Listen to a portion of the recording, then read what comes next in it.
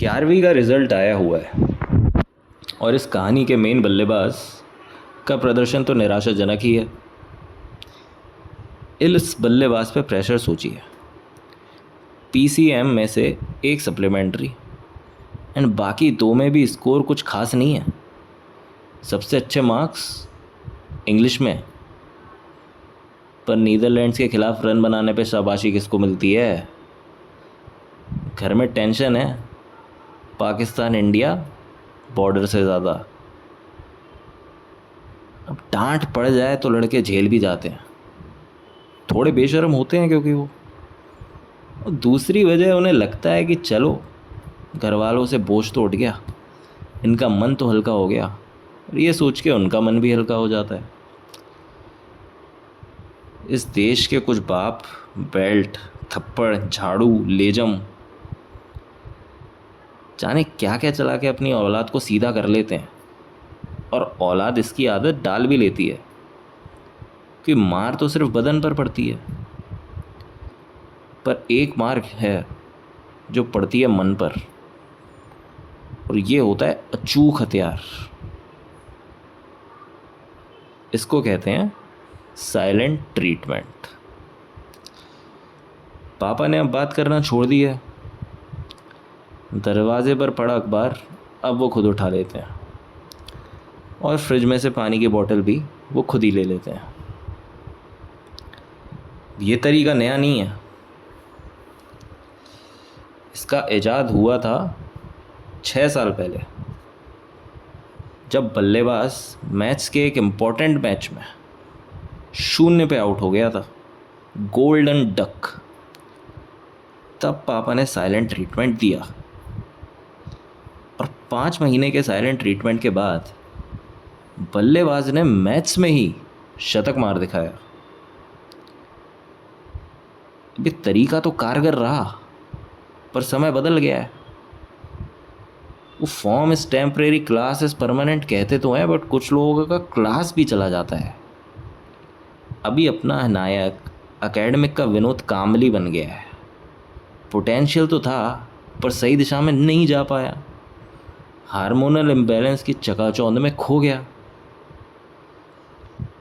और अभी आईपीएल चालू है टीवी पे, इसी बीच ही हीरो को कुछ बात करनी होगी, जैसे बैट्समैन कमज़ोर बॉल पे आगे बढ़ के खेलता है। पर पापा की लाइन एंड लेंथ सटीक है, बात करने का मौका ही नहीं दे रहे हैं। टीवी पर उन्मुक्त चंद स्ट्राइक पे, याद है ना उन्मुक्त चंद आपको, राइजिंग स्टार, और हरभजन सिंह रनअप पे, बॉल खाई टिप्पा, उन्मुक्त चंद ने बढ़ाया पैर डिफेंस के लिए, बॉल ले गई एक्स्ट्रा बाउंस, उन्मुक्त चंद ने बैट नहीं किया, क्लोज लगा है आउटर एज, और बॉल जा रही है हवा में, हवा में बॉल में टॉप की तरफ कैप में जाती हुई, पर उधर अचानक से आता है एक हाथ, पॉन्टिंग का हाथ, पॉन्टिंग की सुपरमैन डाइव, और हाथों में उसके बॉल चिपक जाती है। और बाप रे, बाप और बेटे दोनों के मुंह से निकल पड़ा, और हमारे बल्लेबाज को मौका मिल गया। दोनों की आंखें थोड़ी मिली, थोड़ी सी एक झिझक थी, और फिर एक शांति छा गई। वहाँ गला फाड़ रहा है हरभजन सिंह, वहाँ पॉन्टिंग गला फाड़ रहा है, उन्मुक्त चंद हैरान है कि ये क्या हुआ, और यहाँ एक बाप बेटा भी हैरान है कि अब क्या होने वाला है, क्या करना है फिर आगे। रूखी सी आवाज़ में पिताजी का सवाल। अब इस सवाल का जवाब ही तो बेटा ढूंढ रहा है, उसको पता ही नहीं है कि उसे क्या करना है। और मेहनत करता हूँ, वही घिसा पिटा जवाब। और मेहनत तो तब करोगे जब मेहनत की हो पहले। इतने नंबर तो बिना पढ़े आते हैं। उसके लिए 10,000 की कोचिंग की क्या ज़रूरत है? इसका कोई जवाब नहीं है। अब तो ज़िल्लत उठानी पड़ेगी। अब लड़ी जल चुकी है बेइज्जतियों की, और ये कब बुझेगी पता नहीं है। ना कान बंद कर सकते हैं, ना आँख फिर सकते हैं। 90% से नीचे काम चलता है। जानते हो कितना कंपटीशन है बाहर? बता दो अभी भी, मन नहीं लग रहा है तो चाय का ठेला खुलवा देते हैं।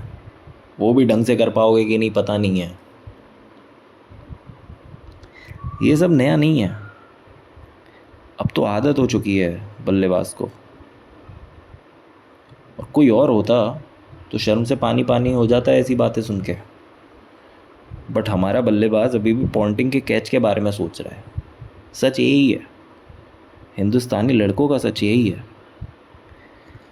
इतना बेशर्म है पर चेहरे पे झलक नहीं रहा है,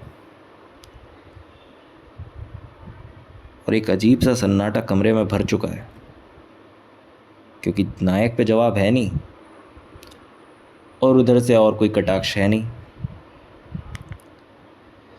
अब नायक टीवी की तरफ भी नहीं घूम सकता। सॉरी पापा, सॉरी। सॉरी सच्चा है। मन में भले ही पॉन्टिंग का कैश है, पर फिर भी सच्चा है। मतलब ज़रूरी नहीं जो आप ज़बान पे है वो मन में है तभी सच बोल सकते हैं। इस सॉरी में एक सच्चाई भी है और झूठ भी।